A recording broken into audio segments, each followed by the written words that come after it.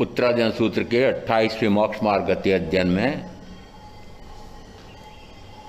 28वीं और 29वीं गाथा पर चर्चा आई थी। 28वीं गाथा में कहा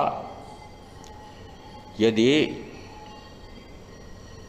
ज्ञान नहीं है, यदि चारित्र नहीं है, तो कहा यदि चारित्र नहीं है तो ज्ञान नहीं है, और यदि चारित्र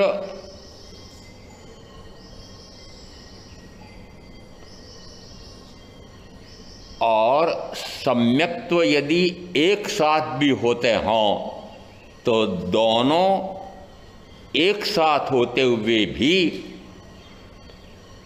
प्रथमतः सम्यक्त्व होगी और उसके बाद चारित्र होगा। 29वीं गाथा में आया है नादंसनिश्च नाणम नाणेन विणान हुंति चरण गुणा अगुण से नथ्य मोक्खा नथ्य अमोक्ष से निर्माणम, कि दर्शन के बिना ज्ञान नहीं होता है, ज्ञान के बिना चारित्र गुण प्रकट नहीं होता है, चारित्र गुण के बिना मोक्ष नहीं होता है, और मोक्ष के बिना निर्वाण नहीं होता है। इसका अर्थ है कि सबसे पहले क्या चाहिए, तो एक स्थान पर आए सम्मतम, 28वीं गाथा में शब्द है सम्मतम, और सम्मतम का अर्थ होता है सम्यक्त्व। दूसरी 29वीं गाथा में आ रहा है नादंसनित, दर्शन के बिना। इसका अर्थ हुआ कि सम्यक्त्व में और दर्शन में अंतर है।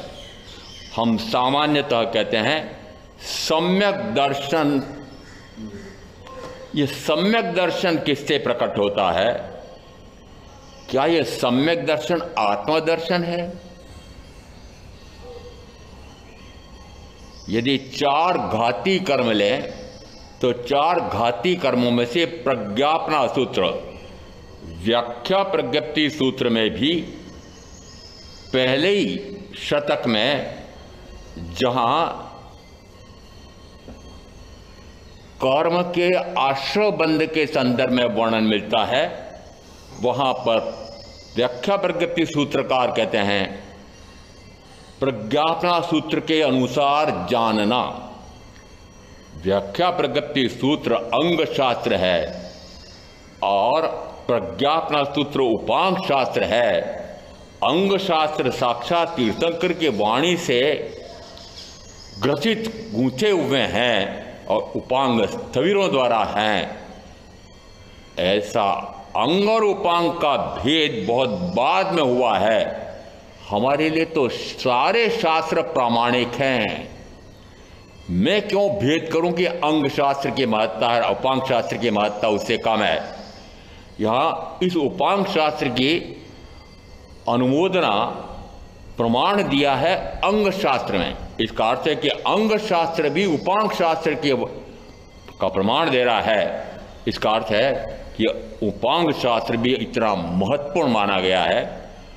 इस उपांग प्रज्ञापना सूत्र के 23वें कर्मबंध पद में कर्मबंध पद आया है। इस कारण से यहां बंध की प्रक्रिया दी है। यदि बंध समझ में आ जाए तो क्या मुक्ति समझ में आ सकती है? जे जे कारण बंधना ते बंधनो पंथ, ते कारण छेदक दशा मोक्ष पंथ भव अंत। आत्मसिद्धि सूत्रकार कहते हैं कि जो कारण बंध के हैं उन्हीं कारणों का छेदन कर दे तो वही मुक्ति का कारण हो जाता है। और इसीलिए सूत्रकार पहले स्कंद में पहली गाथा में कहते हैं बंध को जान। तो बंध को जानो कि मुक्ति को जानो? सूत्रकार कहने पहले बंध को जान। इसका अर्थ है कि बंध जान लेगा तो फिर कर्म का बंध नहीं करेगा।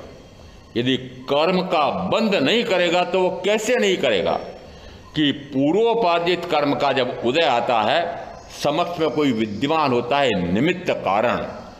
उस निमित्त कारण के साथ मैं उपादान कारण अपना भाव जोड़ता हूं, उस निमित्त के अनुसार यदि निमित्त मुझे राग कराना चाहता है तो मैं राग करता हूं, द्वेष करना चाहता है तो मैं द्वेष करता हूं, और इस प्रकार से कर्म का आश्रवण बंध होता है।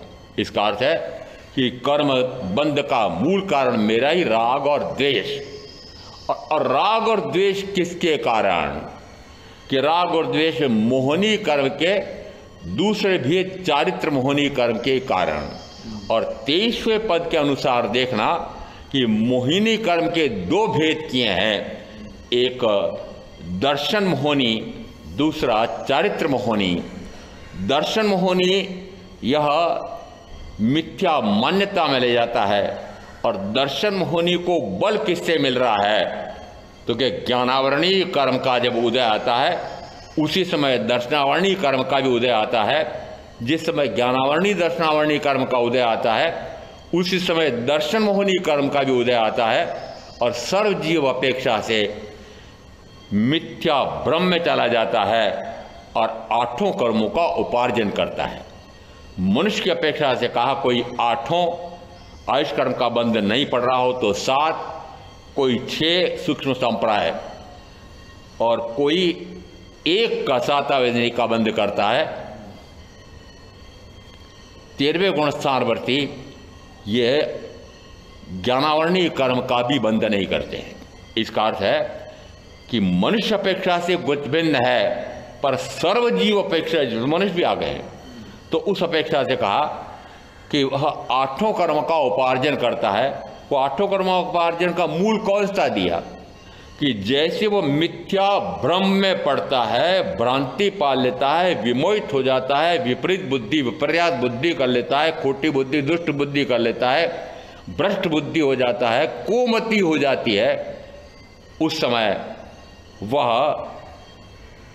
8 कर्मों का उपार्जन कर लेता है, 7 कर्मों का उपार्जन कर लेता है। इसका अर्थ ये हुआ कि कर्म के बंध में मूल हुआ दर्शन मोहनी का मूल कारण हुआ ज्ञानावरणीय और दर्शनावरणीय।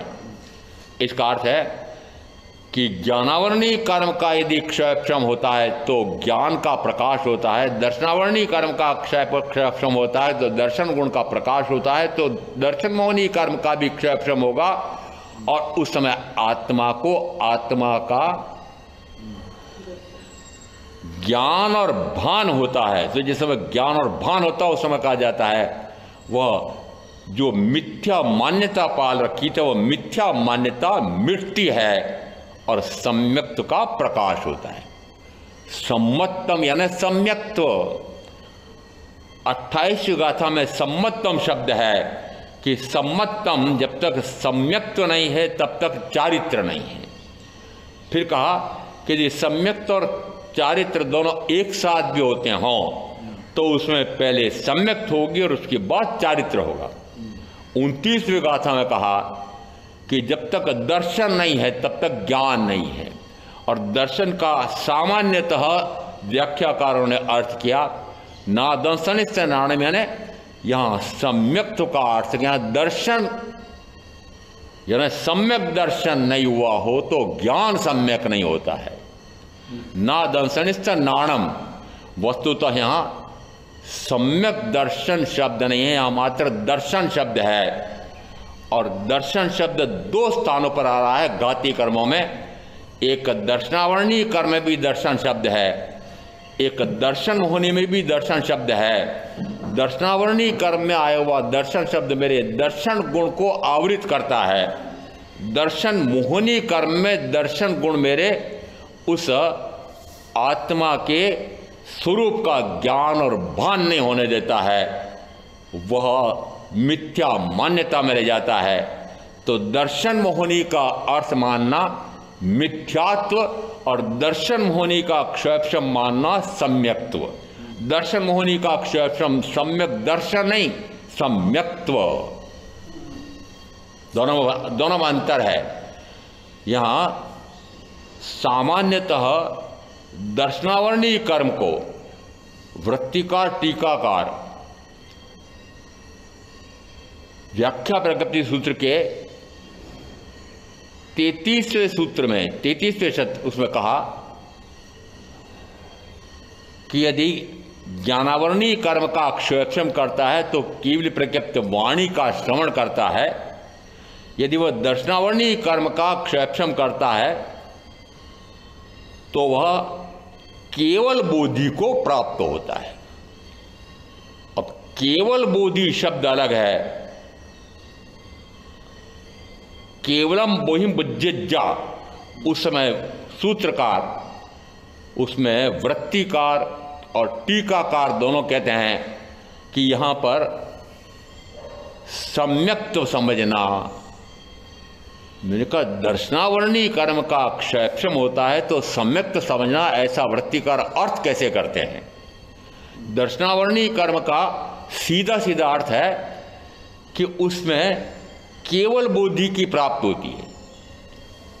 बोधि से ही बुद्धत्व प्रकट होता है और केवल बोधि का अर्थ होता है जिसमें सिद्धत्व, बुद्धत्व, मुक्तत्व प्रकट होता हो।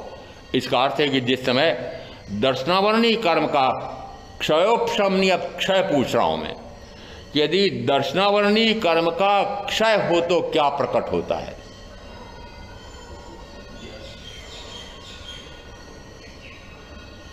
क्या करते हो आप लोग? ज्ञानावरणीय कर्म का क्षय हो तो क्या प्रकट होता है?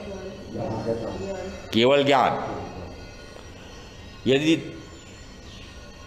ज्ञानावरणीय कर्म का क्षय होता है तो केवल ज्ञान प्रकट होता है, तो दर्शनावरणीय कर्म का जब क्षय होता है तो केवल दर्शन प्रकट होता है। केवल दर्शन को, केवलम बोहिम बुज्जिज्जा को यदि वृत्तिकार सूत्रकार कहते हैं कि उसको सम्यक तो मानना, ये प्ररूपणाएं उन्होंने मिथ्या निकाली है। चाहे वृत्तिकार, चाहे टीकाकार, नवांगी टीकाकार, इतने उत्कृष्ट विद्वान, उद्भट विद्वान, ज्ञानी आचार्य हुए हैं, फिर भी गलती हो सकती है। यदि सूत्र स्पष्ट बोल रहा है दर्शनावरणीय कर्म का क्षयक्षम हो, केवल बोधि को प्राप्त होता है। वहां शब्द नहीं आया कि सम्यक तो प्राप्त होता है, केवल बोधि शब्द है। यदि दर्शनावरणीय कर्म का क्षय होता है तो केवल दर्शन प्रकट होता है, निरंतर दृष्टा भाव होता है। यदि क्षयक्षम होगा तो जितने अंश में क्षयक्षम होगा उतने अंश में आत्मा को आत्मा का दर्शन होगा। दर्शन गुण प्रकाश होता है। ज्ञान गुण का प्रकाश ज्ञानावरणीय कर्म के क्षयक्षम से, दर्शन गुण का प्रकाश दर्शनावरणीय कर्म के क्षयक्षम से होता है। ज्ञाता और दृष्टा भाव आता है, और यदि ज्ञाता दृष्टा भाव आता है तो क्या स्वरूप प्रमाणता नहीं होती है? आचारांग सूत्रकार 2.5 सूत्र 102.6 सूत्र 101 उसमें कहा जे अनन्य दंसी से अनन्य रामे, जे अनन्य रामे से अनन्य दंसी, कि जो अनन्य को देखता है वह अनन्य में रमता है, जो अनन्य में रमता है वह अनन्य को देखता है। यहां यदि देखता है तो रमता है, क्या देखने के साथ जानना नहीं होगा? जानना और देखना अविनाभावी है, एक साथ होते हैं। यदि केवल ज्ञान हुआ है तो केवल दर्शन अविनाभावी एक साथ। यदि सम्यक दर्शन, यदि दर्शन हुआ है तो ज्ञान, और ज्ञान हुआ है तो दर्शन, दोनों एक साथ, प्रारंभ में भी और पूर्णता में भी। इसका अर्थ है कि यहां पर दर्शनावरणीय कर्म का क्षयक्षम हो तो दृष्टा भाव आता है। दृष्टा भाव आया तो ज्ञानावरणीय कर्म का भी क्षय हो तो ज्ञाता भाव आता है। यदि ज्ञाता भाव आता है, दृष्टा भाव आता है तो स्वरूप प्रमाणता भी होगी। स्वरूप प्रमाणता कब?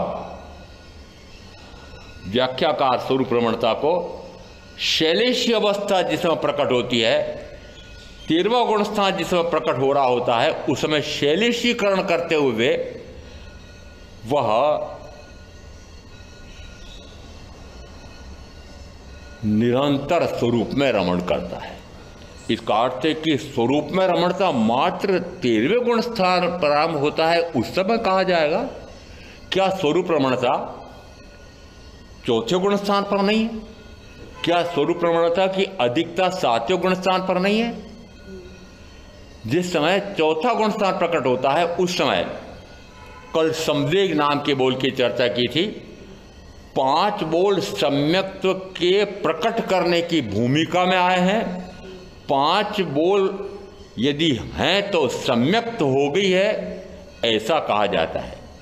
और इस सम्यक्त के लिए 5 बोल हैं।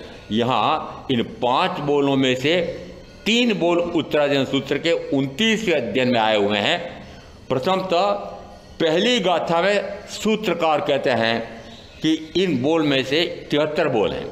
एक एक बोल की आराधना करने वाला जीव उसी भाव में मोक्ष चला जाता है। 17-3 व्याख्या प्रगति में आया कि 95 इस प्रकार के भाव होते हैं कि उसी भाव में वह मोक्ष चला जाता है। और इस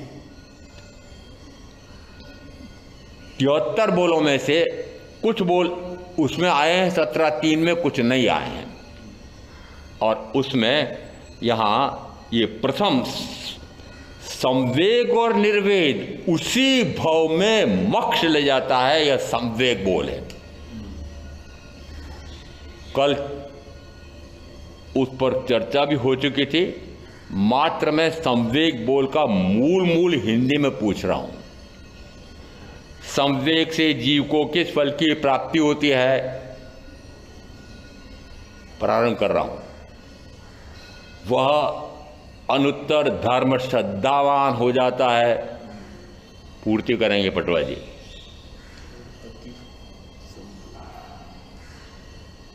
आगे बोलो।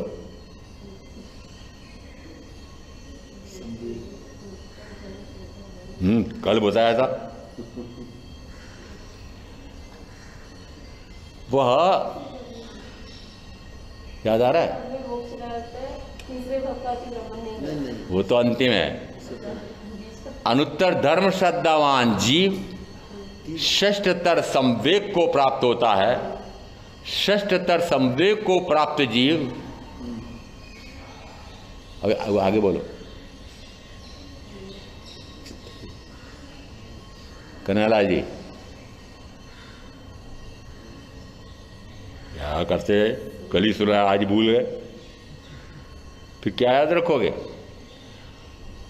अतिशय मोक्षाभिलाषी हो जाता है। अतिशय कहा था कि अतिशय उसका कोई मुकाबला नहीं है, ऐसा अतिशय। और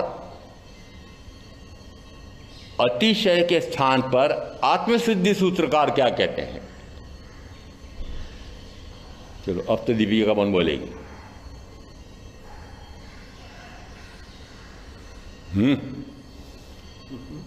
कषायनी उपशांतता।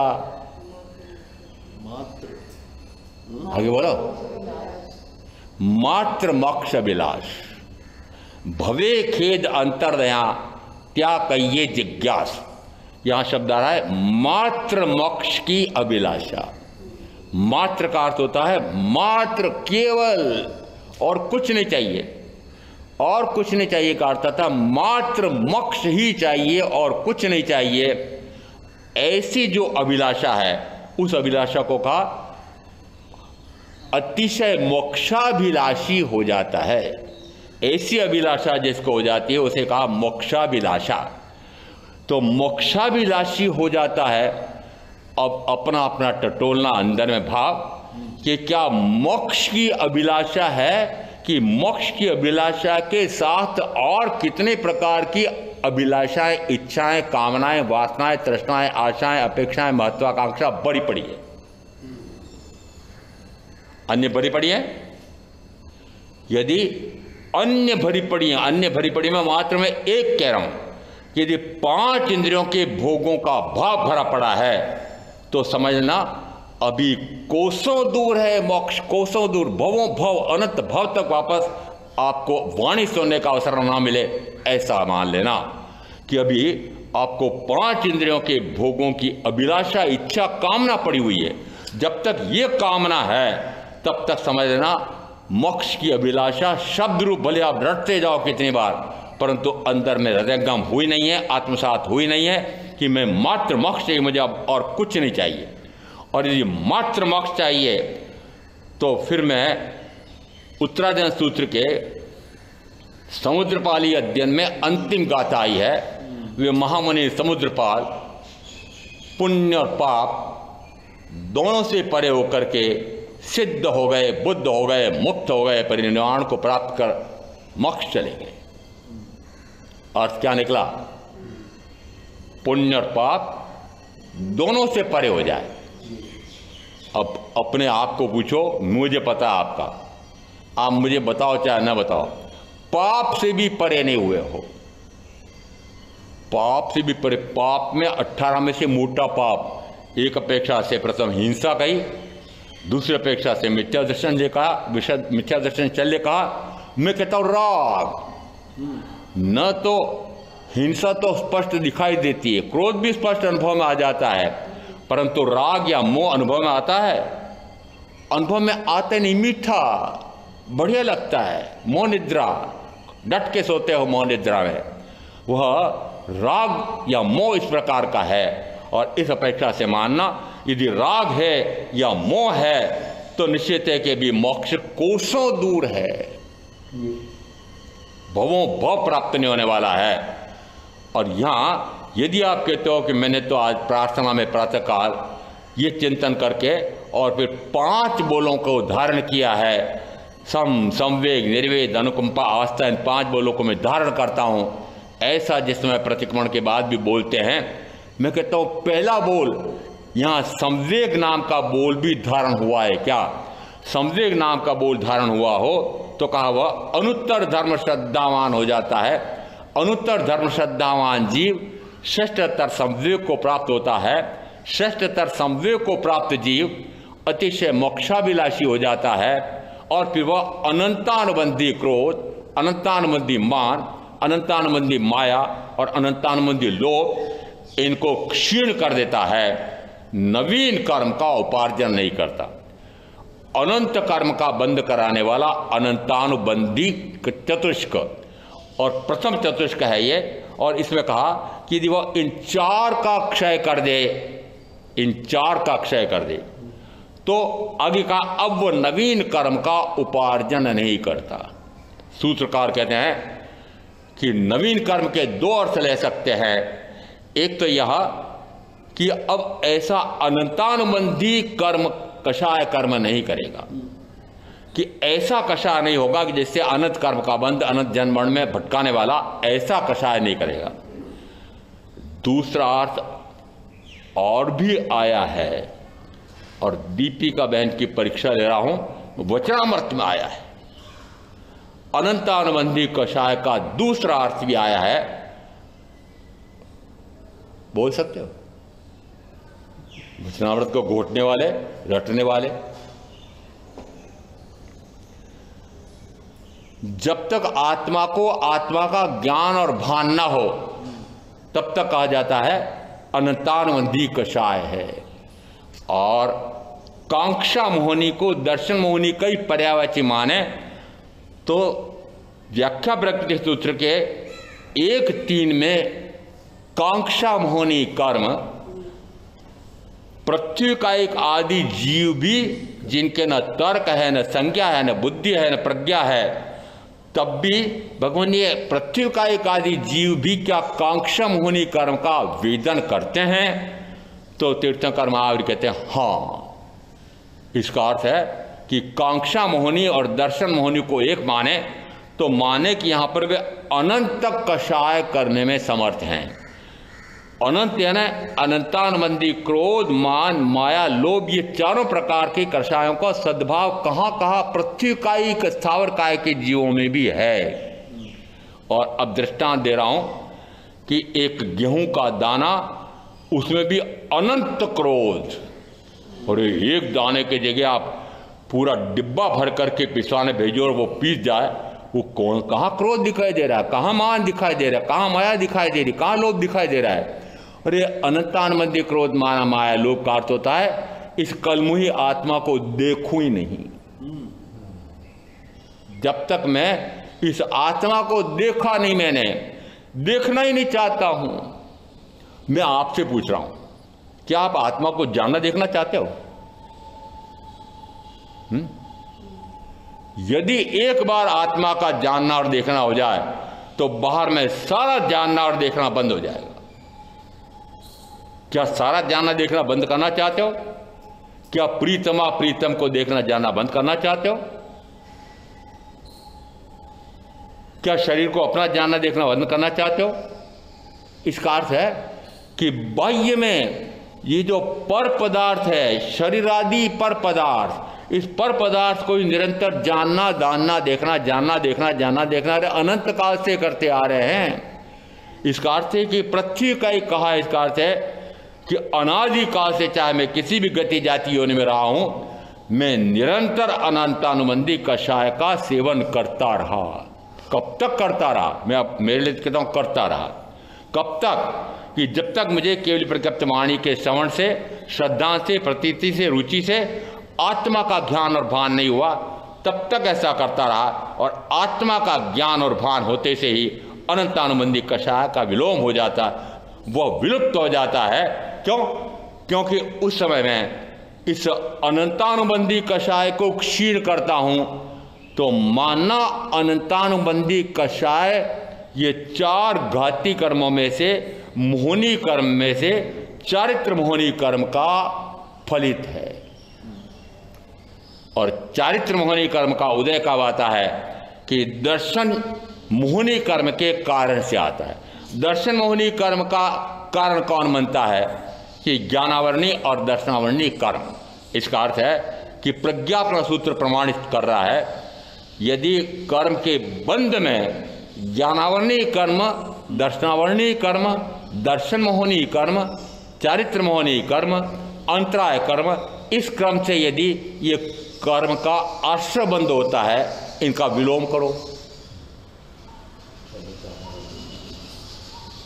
विलोम क्या होता है अब ये पता नहीं। समस्या तो आपके सामने हिंदी की भी है, रोना।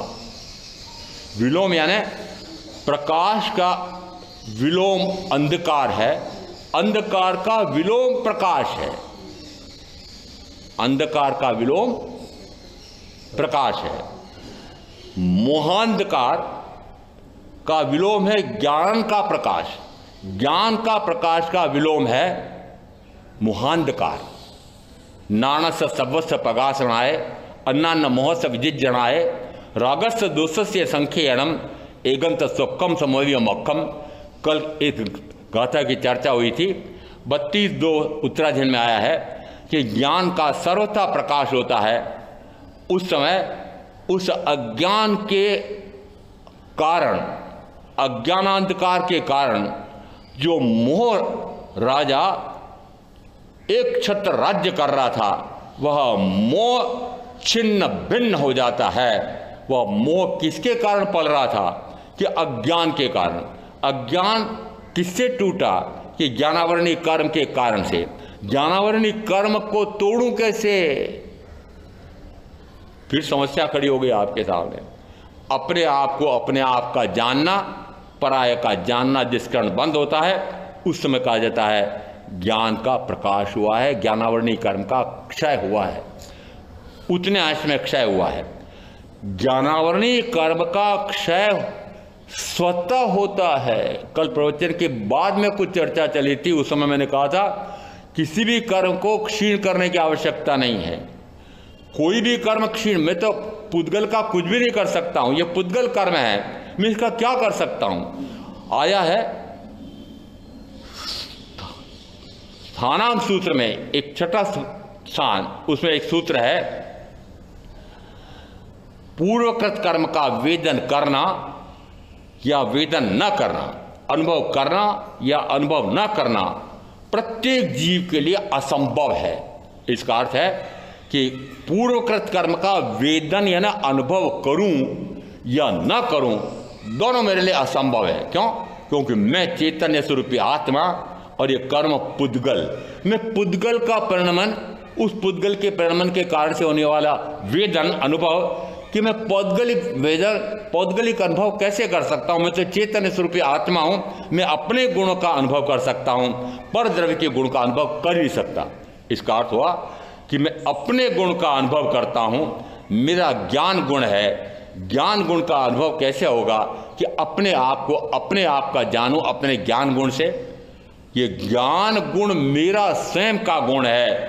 पहले प्रमाण दिए थे उसमें व्याख्या प्रकृति सूत्र का 2:1, 2:10, स्थानांक 5। एक और सूत्र दे रहा हूं, व्याख्या प्रकृति सूत्र के 12:5 में भगवान से पूछा, भगवान जीव ज्ञान पर्यवान होता है कि अज्ञान पर्यवान होता है? जीव ज्ञानवान होता है कि अज्ञानवान होता है? भगवान ने कहा कदाचित ज्ञानवान होता है, कदाचित अज्ञानवान होता है, परंतु ज्ञान तो आत्मस्वरूपी है।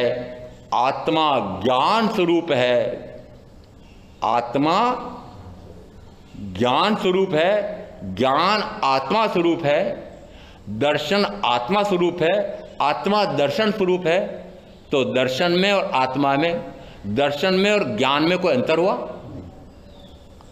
आत्मा ज्ञान स्वरूप है, ज्ञान आत्मा स्वरूप है। ये गुण गुण में एकता है। इसका अर्थ है कि यहां ये दोनों एक ही हैं। ज्ञान मेरा गुण है, दर्शन मेरा गुण है। और यहां अब जे अनन्य दंसी, यदि अनन्य दंसी यानी अन्य अन्य अन्य अन्य अन्य अनंत अन्यों से मैं पूर्णतः भिन्न, अनन्य आत्मा, यदि अनन्य स्वरूपी आत्मा अनन्य स्वरूपी आत्मा को जब देखता है तो वह अनन्य स्वरूपी आत्मा को आत्मा में रमता है। जो आत्मा को देखता है वह आत्मा में रमता है। जो आत्मा में रमता है वह निरंतर सूक्ष्मता से दीर्घता से अधिकाधिक काल तक रमता है।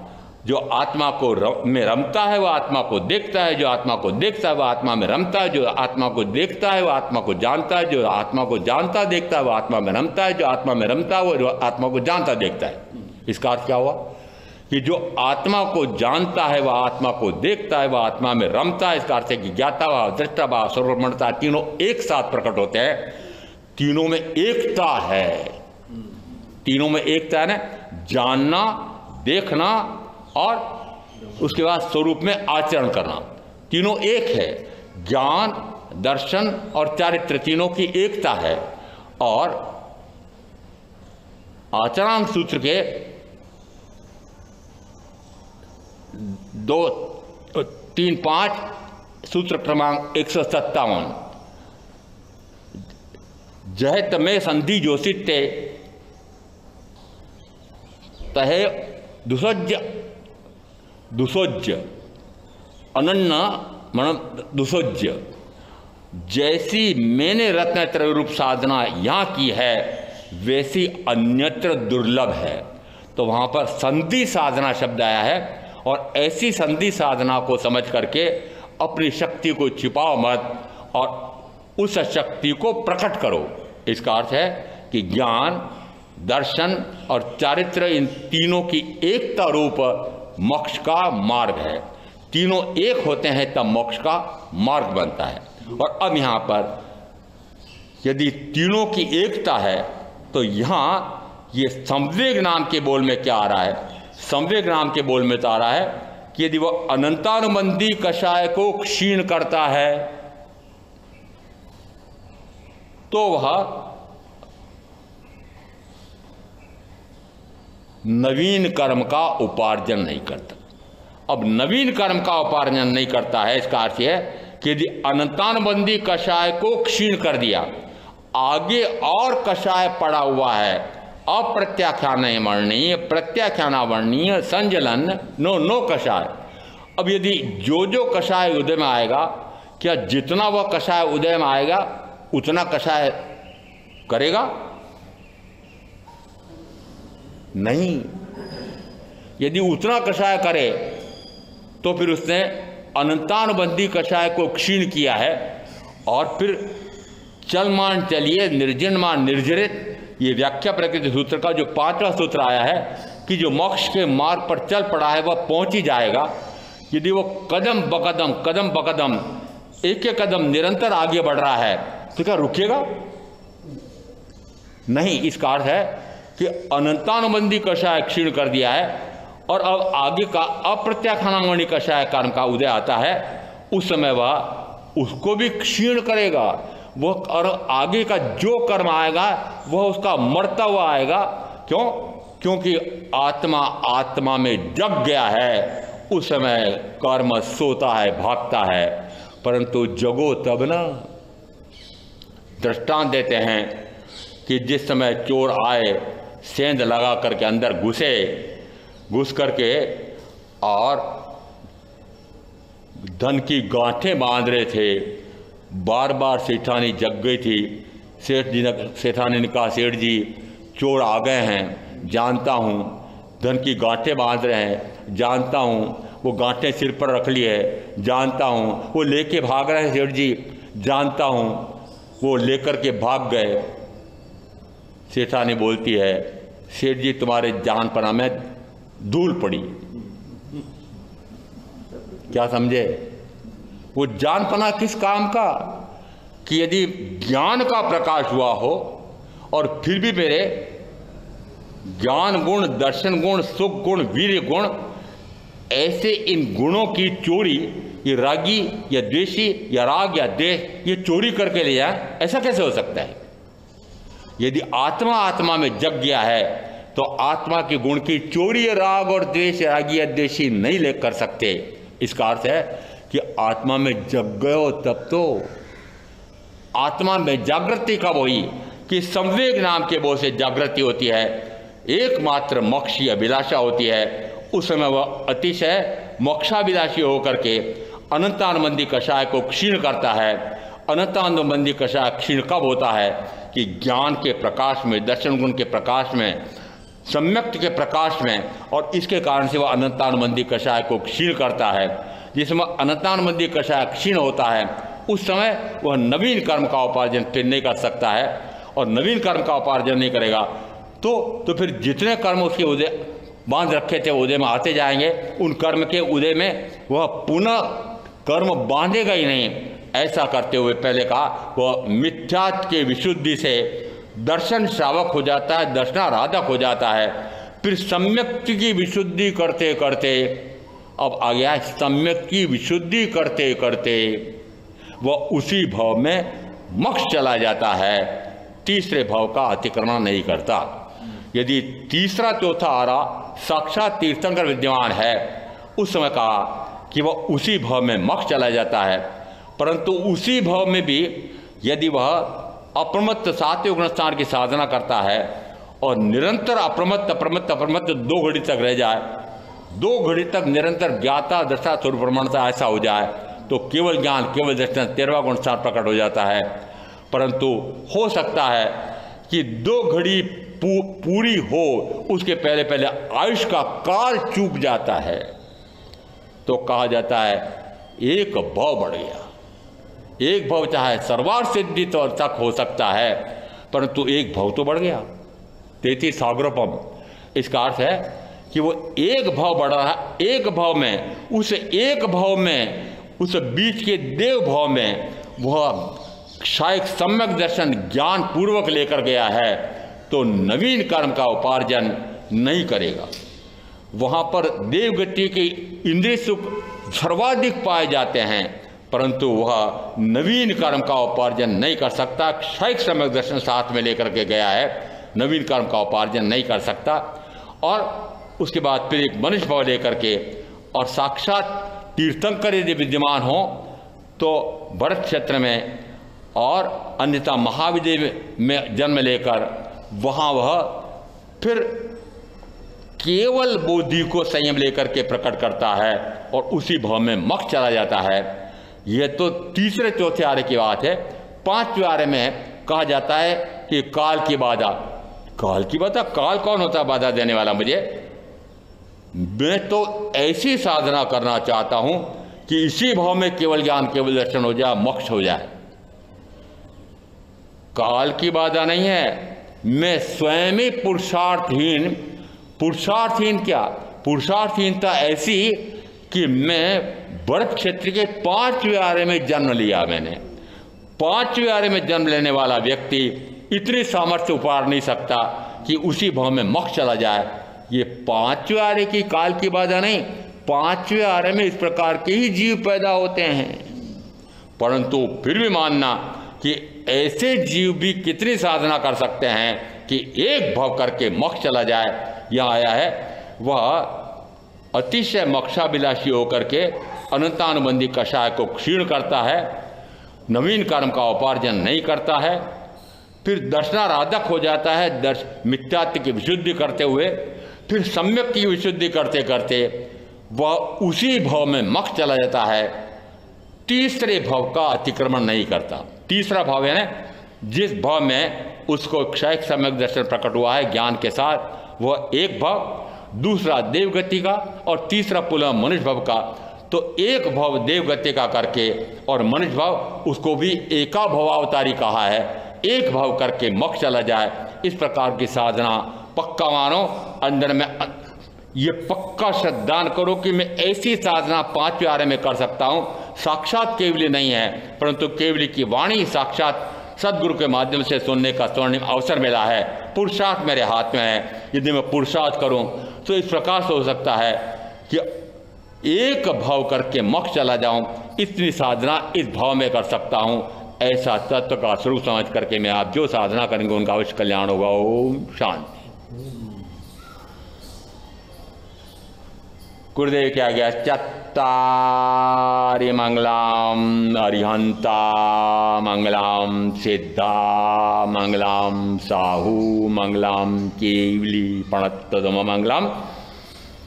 चत्तारि लोगुत्तमा अरिहंता लोगुत्तमा सिद्धा लोगुत्तमा साहू लोगुत्तमा केवली प्रणतम लोगुत्तमा। चत्तारि सनपवज्जामि अरिहन्ते सनपवज्जामि सिद्धे सनपवज्जामि साहू सनपवज्जामि केवली प्रणतम धम्मम शरणम पवज्जामि।